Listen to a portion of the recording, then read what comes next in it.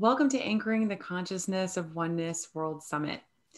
Today we have two very special guests with us, Marty Spiegelman and Todd Hoskins, both of whom were a part of the summit back in 2018. Welcome to both of you. Thank you for being here. Thank you. Thank you, Sarah. Yeah, so I want to tell the viewers a little bit about you. Marty, we'll start with you.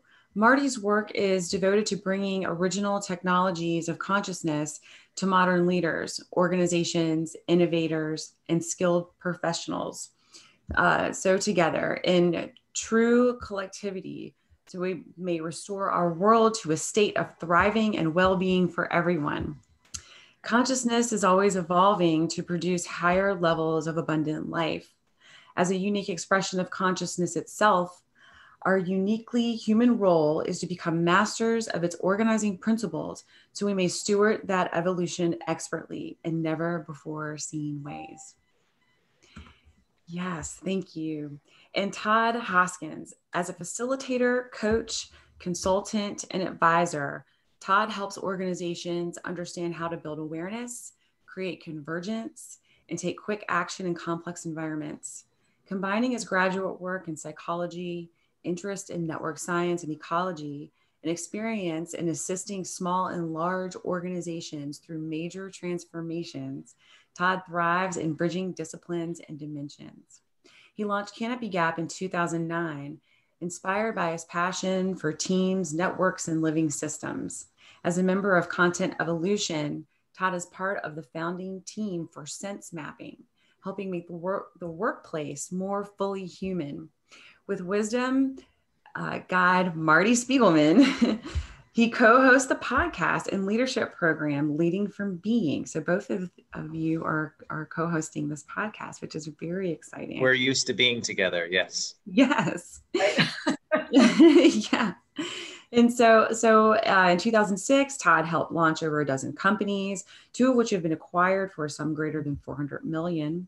And he's worked with many leading organizations, including Microsoft, Booz Allen Hamilton, Northwestern University, NASA, Kaiser Permanente, and Lenovo.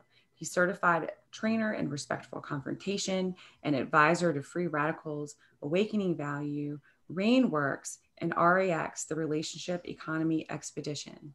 In 2014, he was named one of the top influencers in the network economy by SAP, and he serves on the boards of Wisdom Projects and Fierce Civility Project. So today we are going to be talking about why consciousness really matters. And I am so excited for this conversation. So both of you, thank you so much again for being here and welcome to the summit. Well, Sarah, thank you for doing all the work that you're doing and convening these conversations. And it's such an important time for these conversations to take place and be heard. And this topic, Marty and I get to talk about consciousness quite a bit, but we don't get to hit the rewind button to say, hey, wait, why is this important? We operate under the assumption that it is important. And so this is refreshing for me.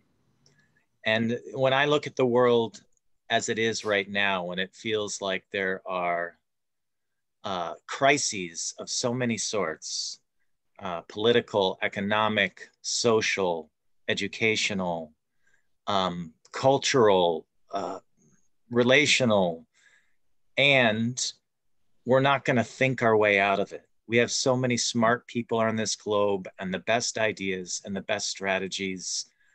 We've had a lot of time to try to pull that together, even with great collaboration. So what is the missing piece to all this? And that's why, at least I'm in this conversation today. Mm-hmm. Yeah, I would really agree with everything you said, Todd. It is really important to stop for a moment and ask ourselves, why consciousness? We've been hearing about conscious capitalism, conscious leadership, all kinds for a decade, ever since I've been talking to business people about consciousness for over 20 years. And for the last decade, I think Todd and I have been tracking people using the word. But what we notice is that people aren't actually more conscious than they were 10 years ago. So Todd touched on a very important point, which is that we cannot think our way to full consciousness. You can't strategize your way there. It's not a concept. It's not an instruction. It's not a strategy. It is a state of being, and it's dependent on how we use awareness. It's dependent on what we pay attention to with this magical property that we have. It's called awareness. It's very hard to define it, but we're aware of the three of us being here today talking, right? That's an example of awareness. But how we use it, what we pay attention to, actually shapes our worldview. It shapes our worldview. If I pay attention to a strategic plan, I have to get from A to B by a certain time.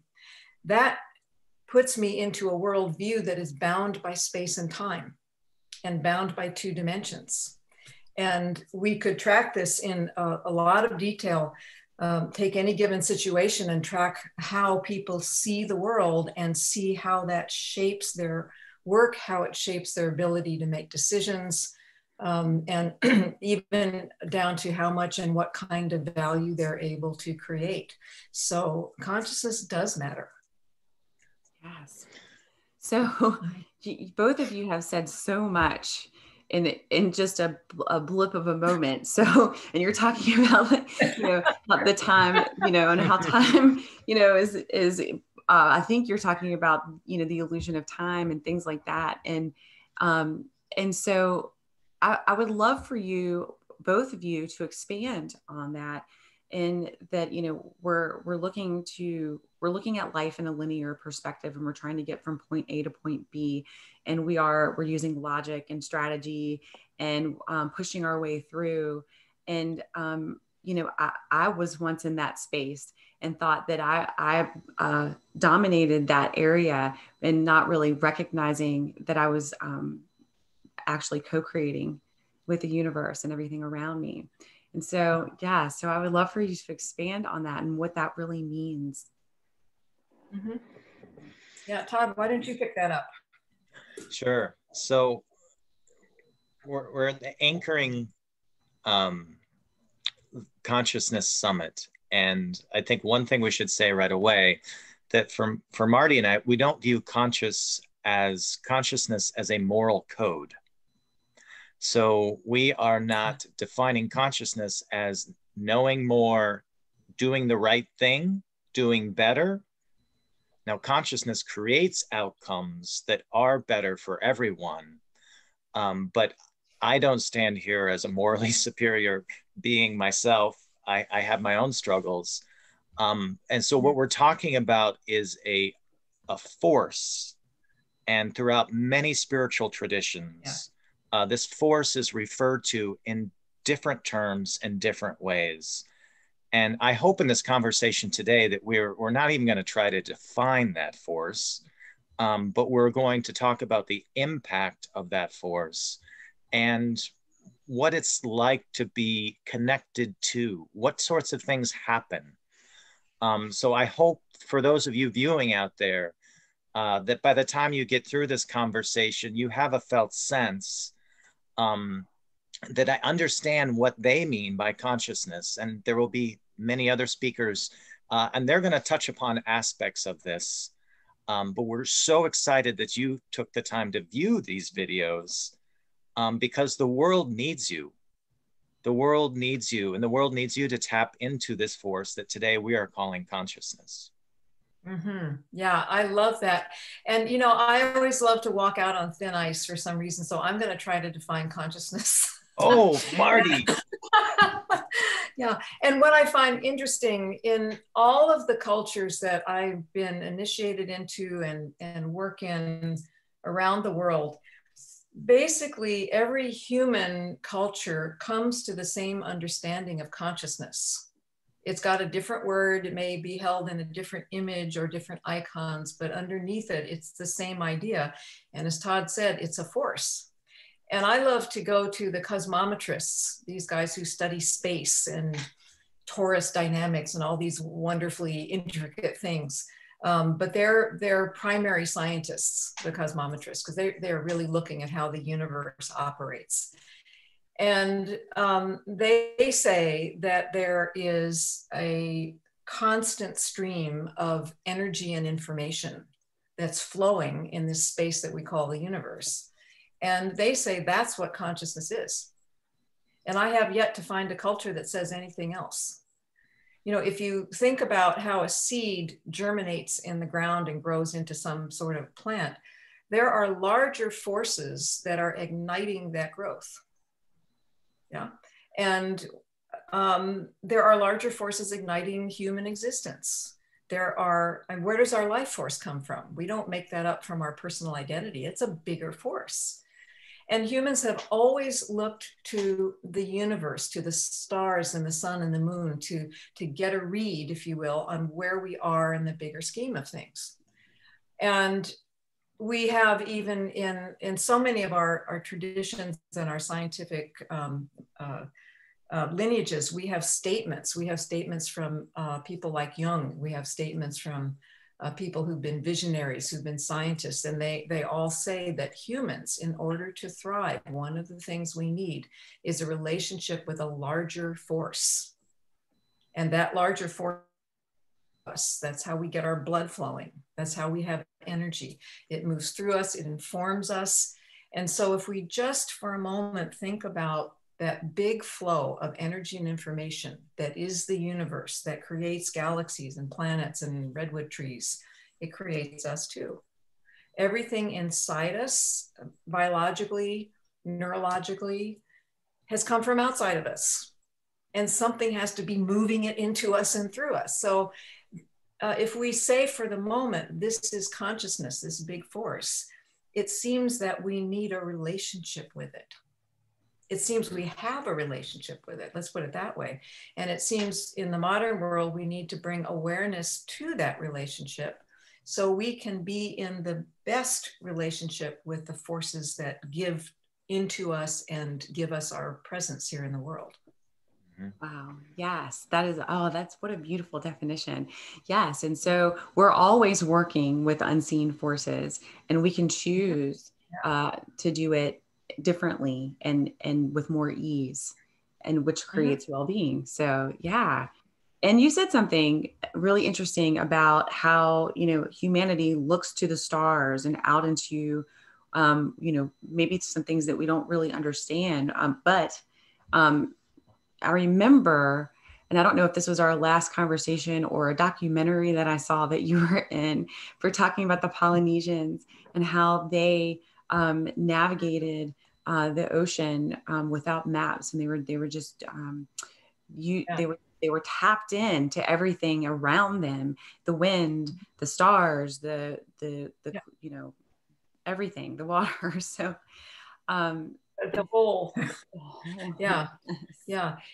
this really taps into a couple of things. It taps into worldview, which is part of consciousness. But the Polynesian example, they navigated and mapped the Pacific Ocean 1,000 years before the birth of Christ. And they didn't have our little gadgets. And the way they did this was in their awareness, the way they used awareness was to allow the world to move through them. So in their experience, sensory experience of the world, they were in one coordinate, they inhabited a coordinate, and the ocean moved through their consciousness. So in their experience, the ocean told them where they were. And so the ocean brought them information about where landforms were and how far away the landforms were and how deep the ocean was and where the currents were flowing.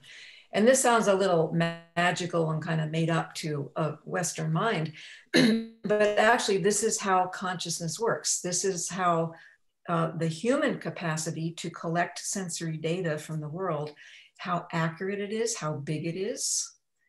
And it requires, of course, that we put our awareness on the world. That if we did that, we would immediately know the world, how it's moving, where we are in the world, and what is possible. You know, but we've kind of developed we've brought our consciousness inward. We put a primacy on our own existence. And so we've actually had to develop instruments that measure the world. Instead of putting awareness on that data that's already coming into us, we have this, a Western form of a technical interface. I have to get something to measure this experience. And then I might admit I have an experience, right? But in full consciousness, you know that expression, experience is knowledge. And it actually is. Humans have built incredible civilizations and discovered amazing ways to create states of fulfillment that are ongoing for generation after generation. Without any of our technical know-how, they use the technologies of consciousness. They listen directly to the world around them. And there are examples all through the world of water systems that we can't replicate, hydrology, incredible expertise with hydrology and water collection and irrigation and plant propagation and navigation, and we can't replicate it. Examples of biochemical know-how that we can't replicate. Our physical gadgets are not as accurate as a human being learning to put their awareness into the world to learn directly from the world. And that's what consciousness gives us. Wow. Yes. And that is so counterintuitive to the way we've been conditioned to perceive the world. Yeah. Yes, it is. We perceive the world as something separate than us. I want to go back to the word Marty used, energy. And a few weeks ago, I read a definition from the most simple definition from a physicist on what energy is. Energy is the capacity to do stuff. I love it. And I just enjoyed that so much. And the same physicist said, and relationships are anywhere where there's a flow of information and energy. And the capacity to do stuff, the problem with our current state, our state of mind, our state of being, our worldview, is that we take that all on ourselves. Energy is the capacity to do stuff. I want to do stuff. I want more energy. I need to collect some energy, and then I need to decide what to do. That is such a strong, overwhelming burden that you're trying to carry the world on your shoulders. And I'm sure that there's viewers today who have a heart for healing and making the world a more equitable place. And what if we're working way too hard? That this energy is actually available to us to flow in and through us, that we don't have to work at it. And so the capacity to do stuff, what if that doing of stuff is not coming from I am going to plan and execute what needs to be done, and hopefully collaboratively with others, but I am going to allow myself to be in a state of being in which I am receptive, negotiable, and take in all of this awareness-based data, that then that action comes from my state of being. And just having experienced, tastes of this before, and a lot of people get into this state without having been trained. The value in training is that you learn to do it habitually.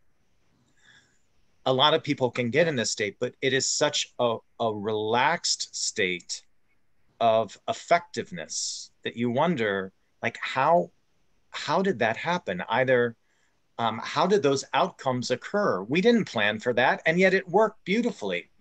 That is consciousness. And you two are doing some consciousness training right now. Is that right? Marty's always offering some consciousness training. Yeah. And sometimes we partner together on our own programs, because we have different backgrounds and different sets of language. And after a decade now, I think we mostly understand one another. Yes, That's absolutely. Yeah. I want to If I could, I'd like to add a little bit of what Todd said about energy.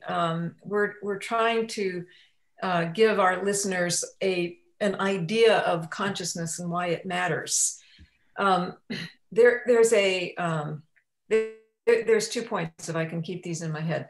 One is that in the Western world, as Todd was touching on, we tend to take everything on ourselves. And the result is that we use our biological energy to do everything, to do tasks, to get things done, to go to work, to come home. We use the energy that is supposed to be for our heart and our lungs and our digestion and our brain. We use it to effort and push in the world. Yeah. And that's a very limited state of consciousness because it plucks us out of the system, and we're trying to be an independent unit accomplishing things. Consciousness is a collective business. Yeah, consciousness creates systems, and every single part of the system has a function. Every part is equally valuable, different function, equal value. And so that flow of energy and information into the system and into every part brings not just information about what to do and how to do it, but the energy to do it.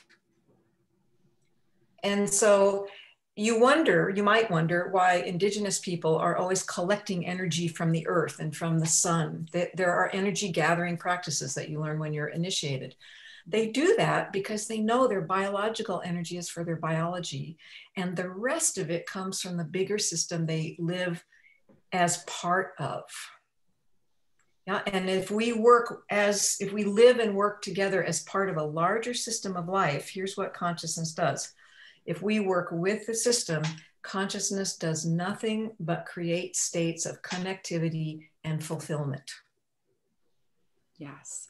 So if we work against it, that falls apart. Yeah, go ahead. Yes, that's it. That's exactly what I was going to ask. So we're moving through the world. Some people not being conscious, right, of what is what they are connected to, the vast force of energy, and trying to push through the world, feeling sort of like they're doing it on their own. And that's kind of cutting off that energy. Is that what you're saying? And then with the recognition that we are connected to a larger force, then we're not doing it alone. It becomes much easier. How would you explain to the viewers how to get to that place? Oh, well, the very first thing that I think both Todd and I would recommend is spend some time in nature, not thinking, just noticing. Experience with all of your senses the world around you, the natural world. And the first thing that we have to do is to recognize when we are thinking. So in other words, we have to put a little awareness to how we respond to being in nature. And this is a big piece of work. Can you simply experience the feel and the sight and the sound and the scent of the natural world around you without naming it, without telling a story, without judging it or measuring it or comparing it? Simply pure sensory experience. That practice alone will change your life. It's always the very simple things, right? It's so simple. Yeah. It feels difficult. Mm-hmm. I'm so glad you brought that up, Marty. Yeah, it's important. And, I think also the other thing that I'm thinking of is if you've ever sat in on a business development seminar or workshop, some presenter is bound to say something like, wherever your attention goes, energy flows and things happen. Right? So they're trying to get you to focus on the right things in your work. Well, it's actually true. Whatever data stream we have in our awareness, that's where our awareness is focused. So we might think that we're in a meeting paying attention to business development, but if we listen to our inner dialogue, it's, oh, I'm not prepared for the meeting. Oh, blah, blah, blah. We're actually focused on ourselves if we have that kind of inner dialogue. Yeah. If we have images of the beach, we're not focused on the meeting, we're focused on the beach. So this little experiment takes maybe a little courage, but there's a little experiment. Can you actually spend a week noticing where your awareness is focused? Because that's what's coming into your mind, so to speak. That also is a life-changing practice. Yeah? Because we think that we're paying attention XYZ, but we're, and it also gives you a feel for awareness. And I keep saying that how we use awareness, how we humans use awareness is the key to whether or not we are fully conscious as part of the world and benefiting from that, or we are isolated inside ourselves. It all comes down to how we use awareness. Yeah. So a couple things I want to add in on that. One, I think it's in this process when you're just learning what it feels like to release your awareness into the world, to try any tricks you can come up with to not do that from a head place. So if you recognize that my awareness is coming from my thoughts, that's actually not what we're talking about. The other thing I would add in is we live in a time of anxiety and fear, and there's quite a bit of panic. And actually releasing our awareness into the world lets us see ourselves in a larger system, and there is not as much panic. But sometimes we need to find ways to release that anxiety and fear, because in those states there's a constriction, and it's very important that we don't confuse my awareness with my panic button,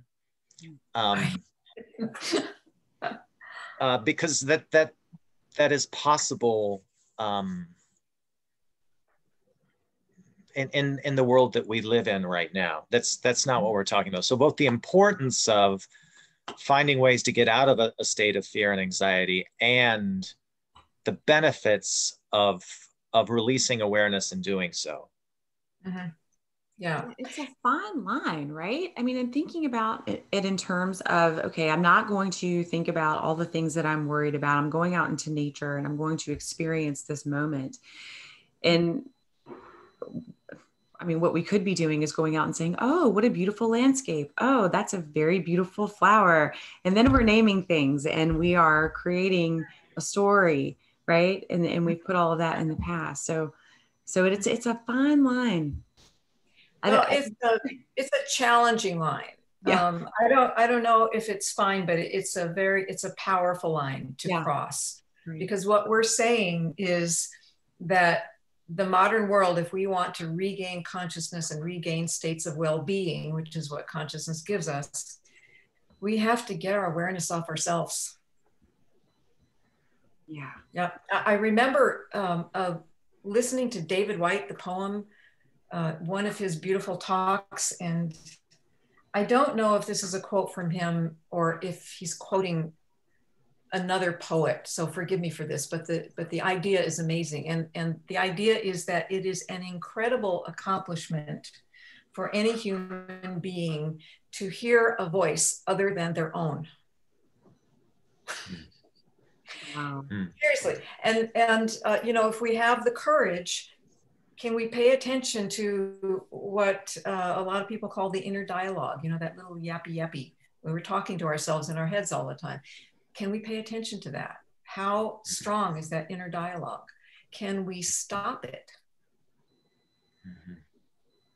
Can we actually instead pay attention to the world? That's maybe a little litmus test. Is my awareness actually on the world around me, or is there that little yapping voice going in my head? Yeah. And when we Powerful. when we can stop the inner dialogue, the Yaqui masters in central Mexico say that when you can stop the inner dialogue, everything is possible. Yes, I love that. And thinking, you know, and I'm thinking about in terms of people today, you know, we're dealing with all of the social injustice, and there's been a lot of arguing and, you know, a lot of news watching, which is creating sound bites and things like that. It's people are just kind of spouting these things and not listening to each other. And so what I hear you saying is that when you're taking the focus off of where you are and you're putting it somewhere else, that's when the possibilities arise. And that is so beautiful. I mean, even in practicing reflective listening, you can get there, and with other people, right? Yeah, and also, and I think, Todd, you know a lot about this too. What happens, this isn't just some little woo-woo suggestion. When we put awareness on the world, on the other, it changes how we process information. If we put awareness primarily on ourselves, that changes how we process information. Yeah. Right, because one's coming from separation and the other is coming from a place of connection. Yeah, with more information. And when we're anxious, I always tell my students this: if you get frightened or anxious, it's probably because you don't have enough information, and you're not going to find it in your ego structure. So get your awareness on the world again. It will always shift anxiety and fear. Yeah.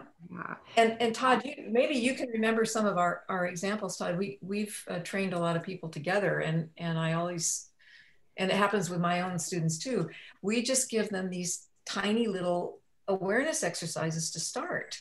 And we've had people after a week or so say, oh my God, I feel so much better. Yeah. Right, And Todd, do you remember some of the anecdotes? Often we'll start with just some exercises that you can do by yourself, often in nature. And then some point pretty soon, we'll have them select to do it with another human being. And the outcomes of that are fascinating, because we're so wired for threat perception right now, like what could be threatening to me. And in our ego structure and relationships, especially ones that you're close to, a lot feels threatening. And so all of those small little reactivities that we actually get accustomed to in relationship, when you can take your awareness off of yourself and onto the person you're talking to, your reactivity just kind of like fizzles away, and you can actually hear what they're saying, not just their words, but you can pick up new information. And I can visualize this actually, because I know this reactivity cycle pretty well. I can visualize this as when you're in an ego-based relationship conflict, let's say, and these bits of information are coming in, and they're coming into me, and they're setting off alert systems up here and around here and up here and around here, and you're trying to remain calm because you're like, I need to listen. We're going to remain calm. I need to listen. But the alarm system is going off all over. And I think everyone knows what that feels like. And what if you can still, the bits of information are coming, but they're not threatening it at all. So these bits are coming and they're not setting off alarms. They're actually flowing through as new information. And you understand this person, and you get insights. And sometimes, I mean, I've had experiences where something out of the blue comes that I just say, and it becomes very important for that relationship. I was like, where do great ideas come from? Where does sudden insight come from in a relationship or in a work context? All the same thing. That's why we're here. That's why consciousness really matters. Exactly. Yeah. And just to be clear, what Todd is describing is the difference between putting awareness on ourselves and putting awareness on the other. Wherever awareness is, that's what we know. That's what we engage. If I'm trying to talk to somebody, I'm only aware of myself.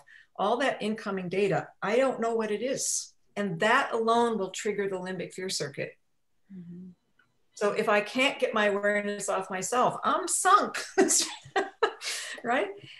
So a couple things, because I'm anticipating that somebody who's viewing right now is saying, that's really dangerous. Like if I'm taking my awareness off myself, somebody may hurt me or kill me, or what could happen. But just a reminder that in this world of consciousness, that you are a part of the entire system, the entire sets of relationships. So when my awareness turns to the world, it doesn't mean I have no awareness of myself. It means I'm not the central axis of that. That awareness on the world, I'm still included in it. So it's not a giving up of giving over of myself. It's just allowing myself to not be the central axis. Yeah, and I would take that further. I love that's really well said, but also what happens when we learn to release our awareness to the world and connect outwardly, it's not a one-way street. The world speaks back into us. And I have had, and Todd and I together have had people say to us, oh my God, I feel like I'm home now. I feel held. People have said, I feel like I know myself now, because the world tells us who we are. The world sends energies and information into us until we feel a resonance and we actually discover ourselves by letting go. Yeah, I would like to, and Marty, you just reminded me of yeah, go ahead. I had the chance rather recently to share with a group of people around a sense of belonging that didn't come from the people on the call. It came from just a sunrise walk in the woods. And I experience this all the time. It's not a one-time thing. But feeling my place and participation in the universe of all things, that sense of belonging, where I'm not dependent upon anyone else to give me room at the table or to validate my existence, that the belonging is there because I'm a part of it all. And that's available to everyone. And I'm moved by it just because it feels like it's so, this world is so generous. Consciousness is generous. And it seeks to include. And that belonging, there's so many people who are seeking so hard for where do I fit in? And the answer is not in finding the right crowd, the right job, or any of that. It's really in finding your place in the universe of all things, which is being tapped into what we are calling consciousness. Oh yeah, beautifully said. Yes. Oh my goodness. Wow. So I want to, before I forget, I want to talk a little bit about the date.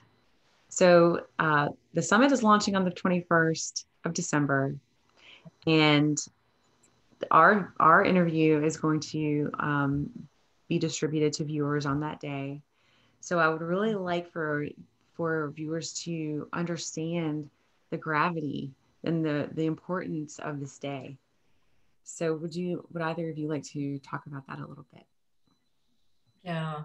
The 21st, we all know, is the solstice. And for most people in the modern world, that's, oh yeah, the light's returning in the Northern Hemisphere, and it's really exciting time. And then we go on to Christmas, right?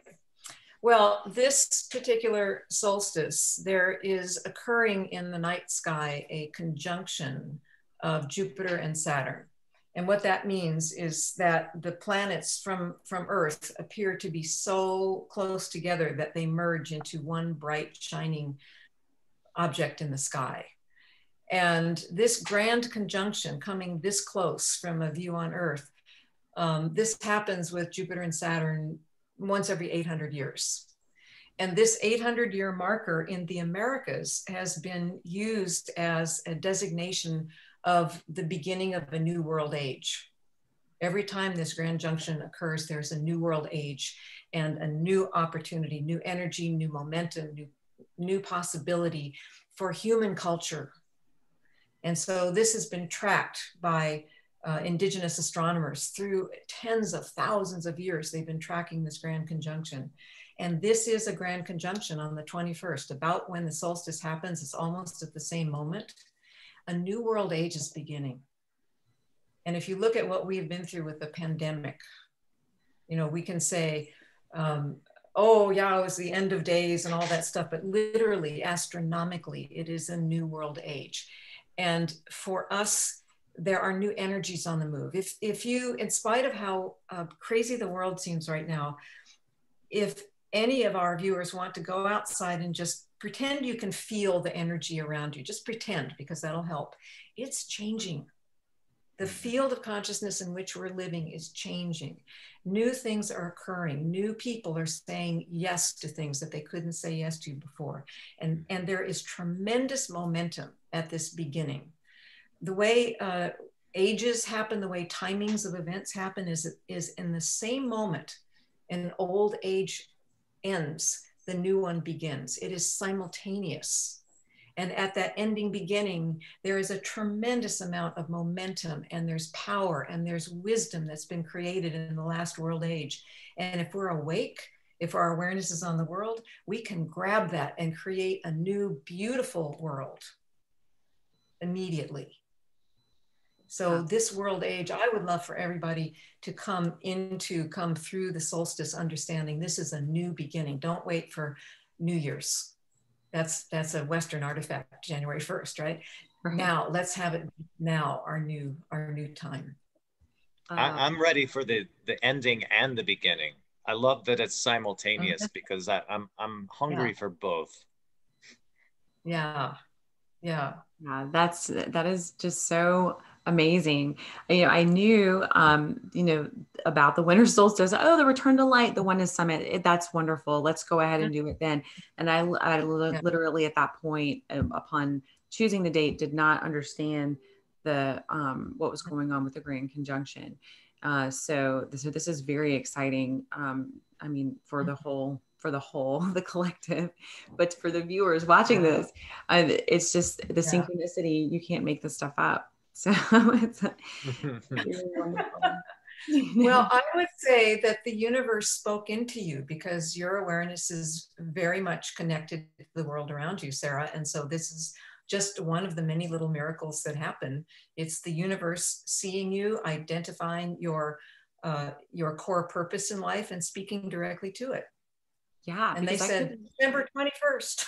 That's right. I couldn't make it happen any sooner. And I tried so hard. And I said, you know what, I'm going to stop, you know, and let co-create with the universe, let this flow how it needs to flow. And that's, you know, that's really the application. That's applying what you both have just been talking about.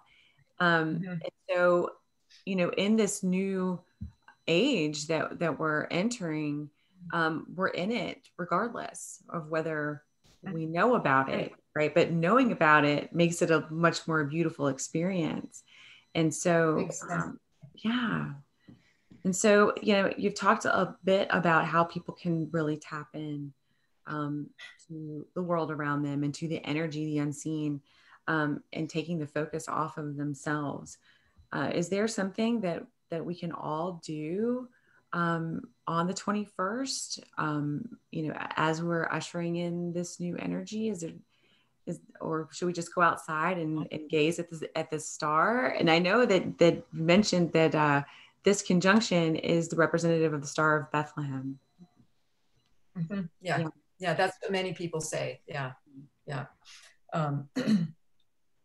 So in the traditions of the Americas, what happens on a day like this is that on the solstice and definitely a grand conjunction is that in indigenous cultures, offerings would be made to the earth and offerings to any of the larger powers that people have a relationship to. Because we remember we're talking about energy. We need a relationship with bigger energies. We need to gather those energies, be a conduit for them, because that amplifies our capacity in life, right? And so offerings to the earth are very, very common. And for most people who are watching us, probably you're not studying indigenous cultures. So what if on the solstice you lit a white candle? And you don't have to go outside if you don't want to. Some people say it's too cold. It doesn't matter. Your intent matters. Your love matters. That's what they say in the Americas. Mm-hmm. So what if you lit a white candle through the evening of the 21st and take a moment in your own heart? What do you wish for in this world? What do you wish for in terms of connectivities? Can you hold a vision of a new kind of loving connection, a new level of collectivity, a new dimension of inclusivity?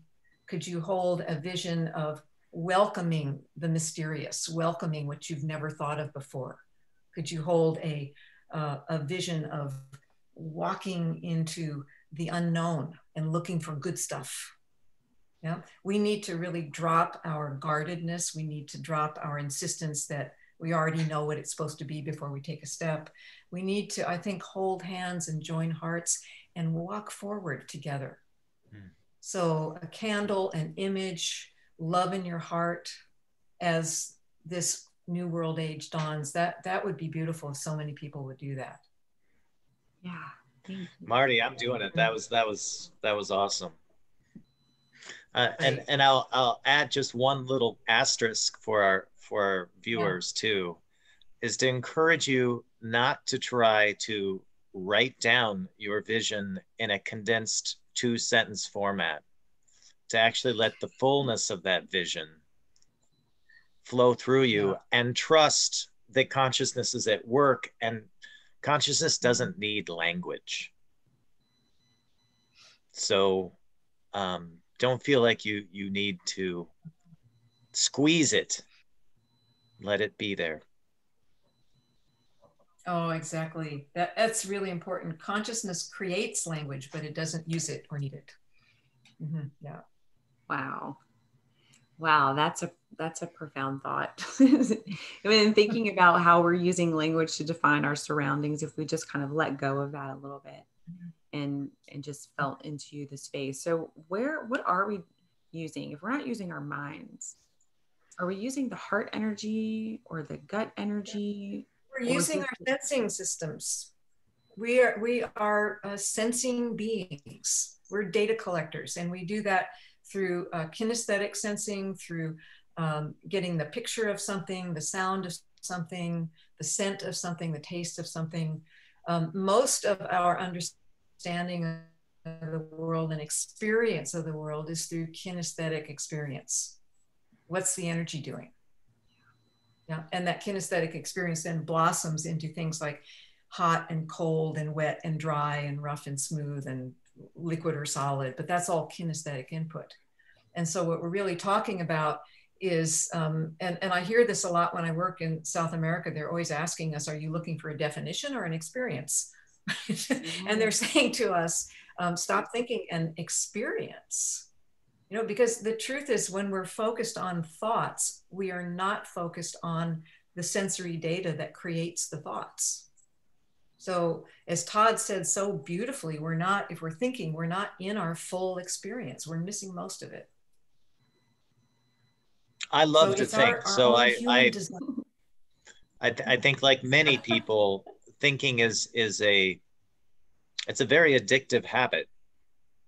And we've evolved in such a way that it's a very valuable resource. And the next evolution requires us to go a bit beyond that limitation of cognitive calculation.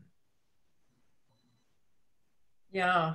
The way I would say it is that the experience that creates our thoughts is where the real excitement is. So even a little bit of awareness training, people can begin to experience that information coming into them and experience their sensing systems processing that information long before language gets created. You know before you can put a word to it. All you have to do is put your hand on like a hot stove. You don't have to sit there and create the sentence, oh, that stove is too hot for my hand, before you remove it, right? You know immediately. The language comes later. It always comes later, right? So being awake, if you will, having awareness so tuned to the experience of the world, then we begin to experience the formation of our genius, what our genius does, the kind of thoughts that we'll be putting through us. And we actually get more creative. We get more brilliant in this thing that we call thinking. Yeah. Yeah. Thank you so very much for being here and sharing this important information. I appreciate you both. I want to, before we go, I want to ask a question about what we will be learning in this new age. And we're talking about, less applying logic, right? And more experiences that opens new possibilities. And the experience creates new knowledge. So, I've heard that we're moving into the age of information, and that's the collection of knowledge and less collection of material things. And so, there's a lot of talk about what's going on right now. I mean, you can Google it forever.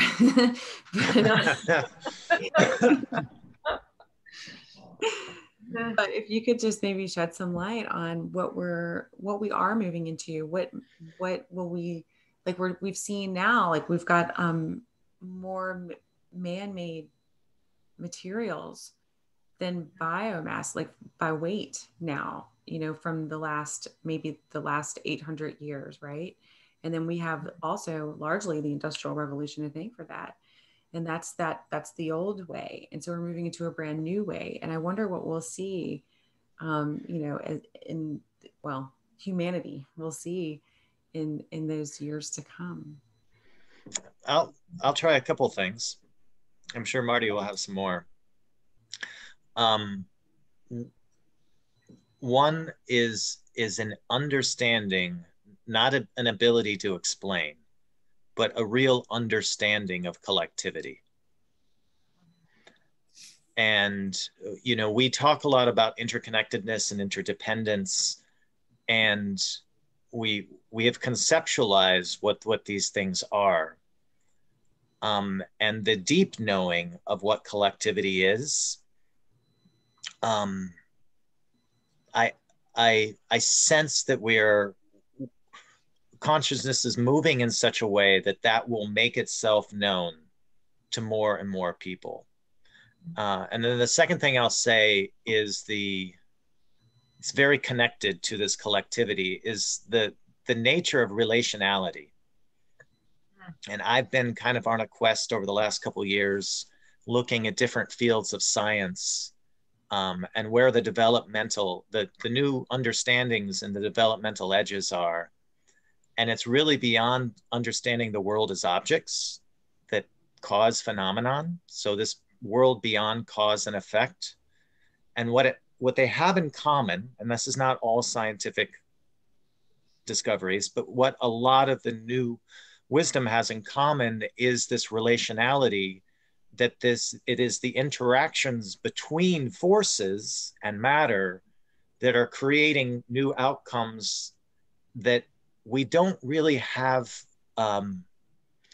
ways. The reason that kids don't learn this in the school right now is largely because we don't have the easy ways to explain this and understand this. And perhaps we don't need to.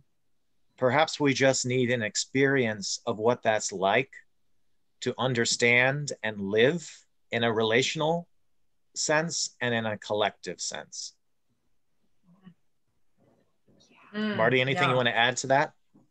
Oh, you bet. That was brilliant, Todd. I'm going to add right on to that, because I think what is coming is in humans, literally a new consciousness, a renewed, I'm not going to say new, I'm going to say it's renewed, because humans used to be this conscious, a renewed consciousness where we go back to learning directly from nature, where we do not need to prove that we just had an experience.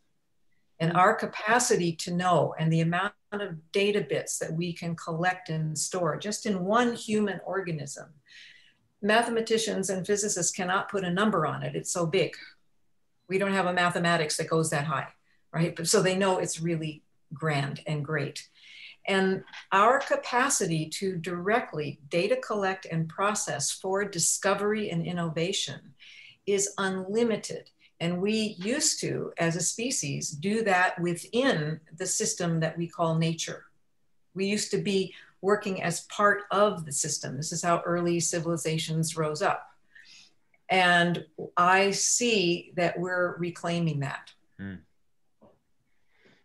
Yes, yes, yes. It's so exciting. Yeah. Wow. Very exciting. Yes. Oh my goodness. Thank you so much for being here. I'm so excited that that we're here and together and going to kick off this summit for 2020. This is so needed right now. Yeah. So I am so grateful to you both. Thank you, Sarah. We're grateful to be here. Yes. Thank you, Sarah. And thank you for your heart is just so wide open and generous and not just in giving to me and us, but it's apparent how much you are offering. Oh, thank you so much. Yeah, well, this is my work in the world to do, and I am grateful that I get to do this, and I was able to find it, or it found me rather, just staying open, and that's really what we all need to be doing, right? Is being open and in the flow. And so, yeah, that's my wish for everyone. And I'll light my candle on the 21st and set that intention. So. Yes. Thank you so much. Thank you very much. Thank you. Yes. All righty. All right. I'll take care and I'll see you soon.